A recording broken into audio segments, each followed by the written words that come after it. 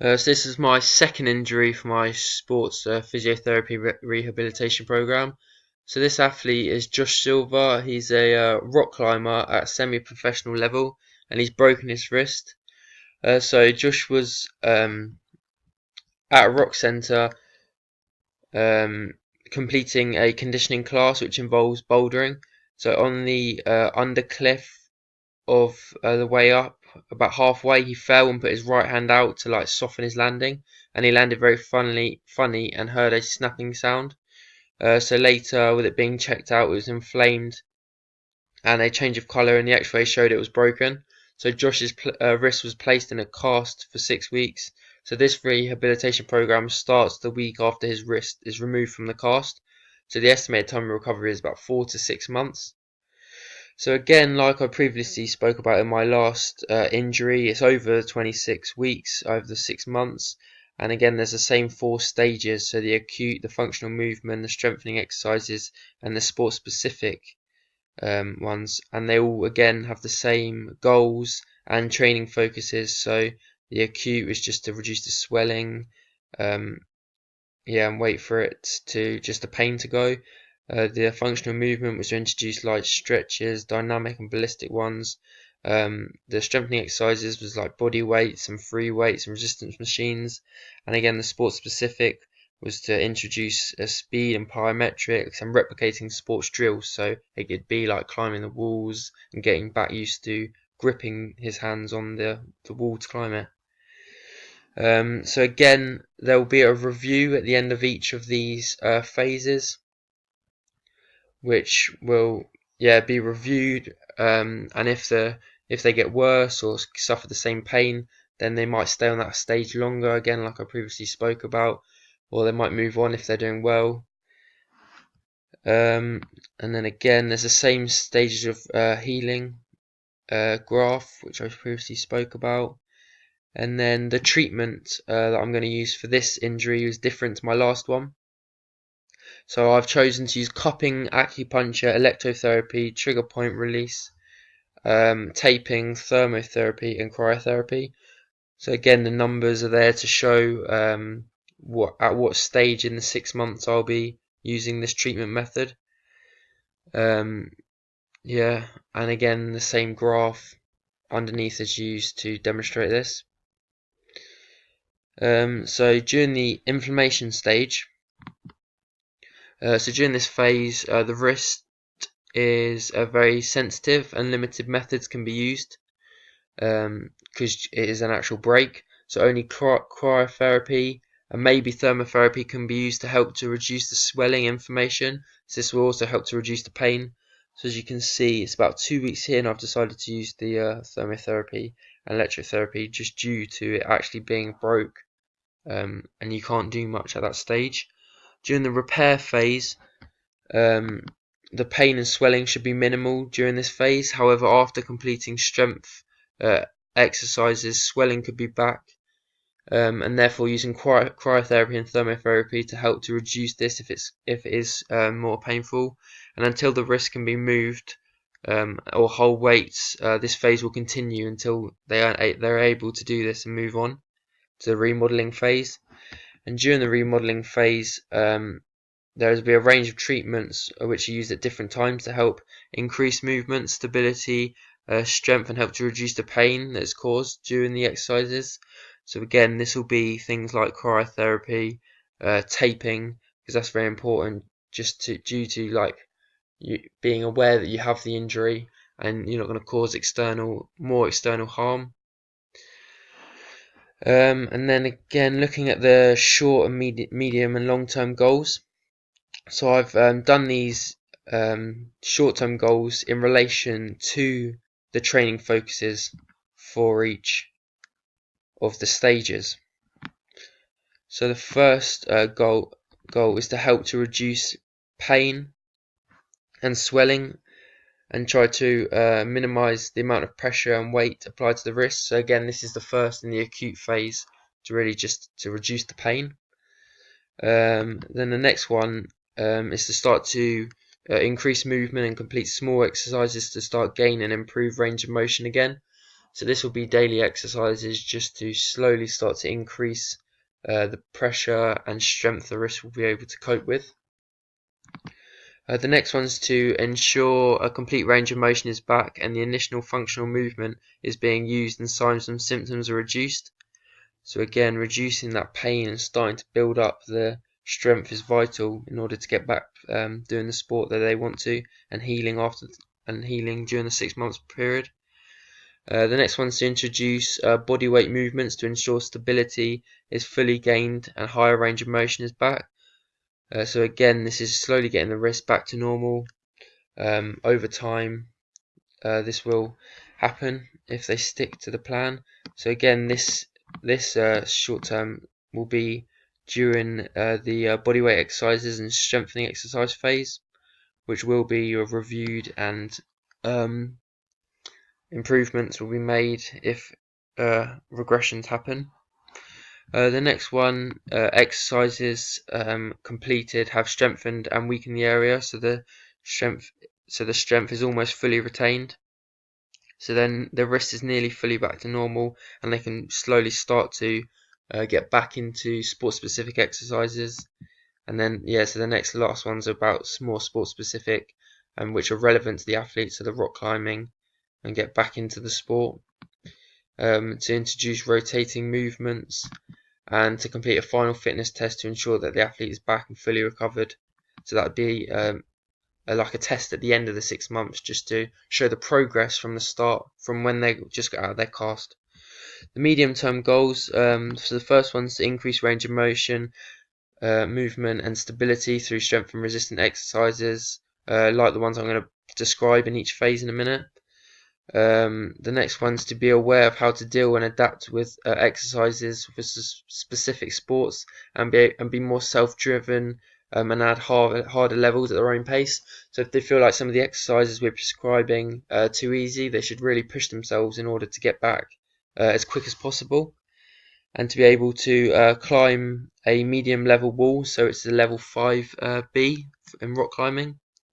And then the long-term goal is to climb a whole wall at the previous level competition they were in, and maybe win.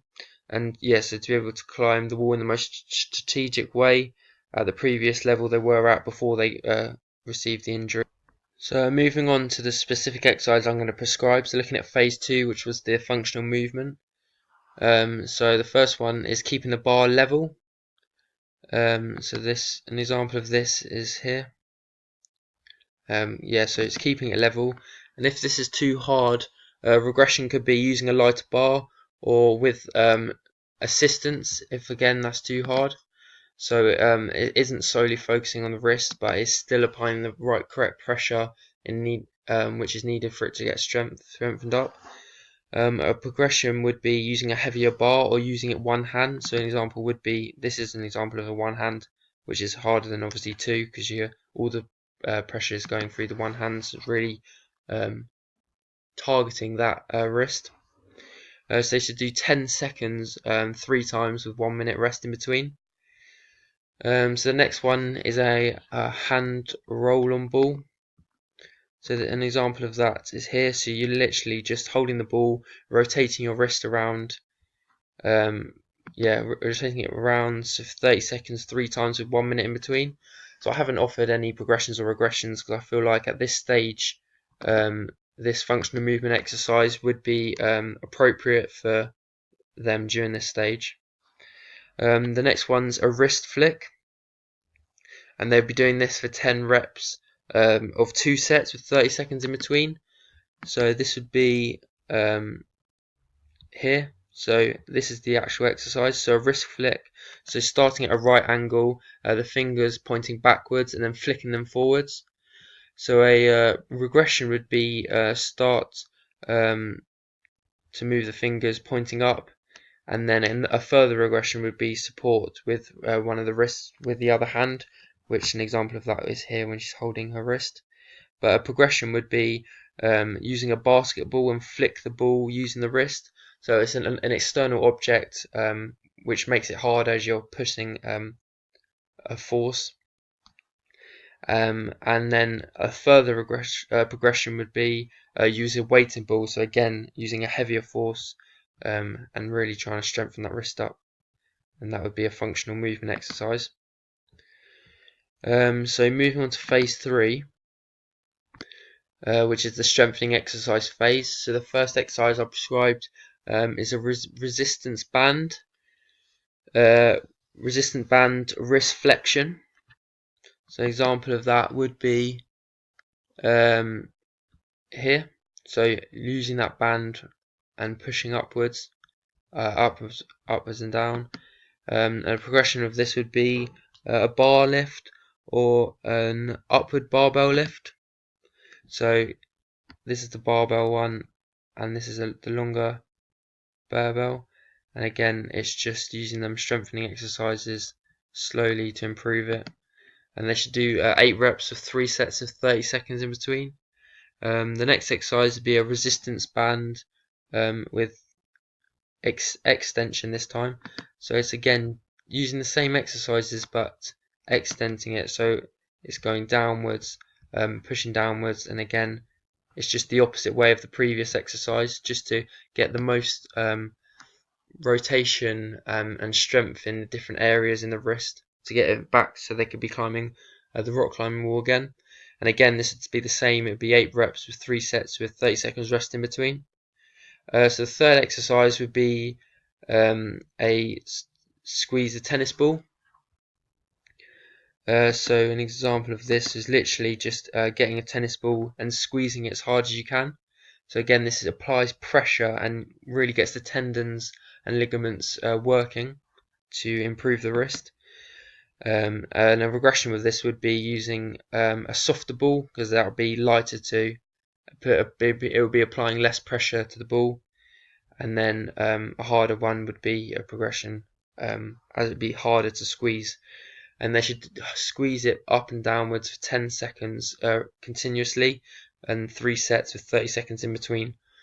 So it'll really start to get the wrist working. And then phase 4, which is the sport specific phase. So the first exercise would be a bear crawl, and an example of that is here. So you'd start off just with your hands in front of you, and then you'd put one hand and one foot forward, and then the other foot forward, so you'll be moving forward. And this is a sport specific exercise because this is what you do with rock climbing. You go up and down the wall, so it's just replicating it on the floor and not at a wall yet. And they should be able to do this as it's just using body weight, so I haven't offered any progressions or regressions because I don't feel that's necessary. So the next exercise would be a spider plank. So an example of that would be this picture here. So again, it's on your tiptoes, fingertips, and you're just in that plank position.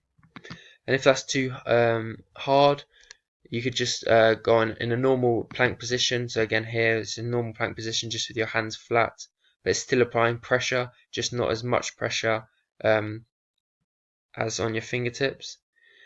And a regression of this would be doing it press ups on a medicine ball. So that would be holding the ball and doing press ups. And a further one would be again doing the on your fingertips, but having one hand higher than the other on a bench. So this really focuses on that one wrist that's a lot higher than the other, and really gets it working. The next exercise is a hand grip ball. So this is just a piece of equipment which you can use, and you just hold it and you just rotate your wrist, and the central part, like this yellow bit, really gets working and really works your wrists, and it's a good exercise to strengthen the wrist up. So that's another one. And the final exercise, which is really specific to rock climbing itself, is a rotating moving wall, which here's an example of it. It just rotates. A progression of this would be doing it at a faster pace, or doing a harder climbing routine. And a regression would be at a slower pace, or just doing normal rock climbing, so just in a straight line. And they should do this to go to the top and back down 3 times with 1 rep 1 minute rest in between, and it's really focusing on the sport specific, and the wrist should be back at its full strength at the end of the 6 month period.